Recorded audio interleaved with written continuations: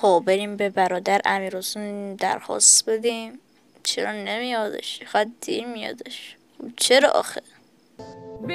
دل من گرفته امشب بدجور آدم و حالمو میبینن از دور. بعد نگه دارم ظاهر و با این کرد شبش بریزم زیر پتون. پلکام سنگین ریه هم سیاه، فکرام مغزمو میگاد. بعضی وقتا که دلم میگیره مثل الان میام روی ملودی گیتار. کلم خالیه ولی همش بالام، دیگه حسی ندارم حتی به کارام. تو این شهر انگاری غریبم، فقط آرومم سر خاک مامان. میشینم مست توی ماشین، نمیترسم از نور آژیر. میشه رد تماسم زنگام، گوشیم برعکس خودم فول باتریش. میشم هر سال بیشتر دبتر، یه روز این ارسالشو میده سکتم. چیزایی که تو پارسال میداد بهم حال الان دیگه نداره برام لذت. شهر میده وای به بعد، میزنم به خودم جلو آینه چک. میرم تنهای بطری و بالا جای رپ میشه آیده پخش.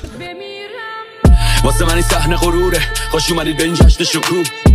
به سلامتی پاکیه دوتا پیش بزنیم قبل شروع. پاکی یعنی جنگ حضور، سینه تفنگ و زخم گلوله. آی باز علی زد به جنون ماریان جان، یه تیکه از زخم غروبه. هیچ چیزش نیست ماریان توی دنیایی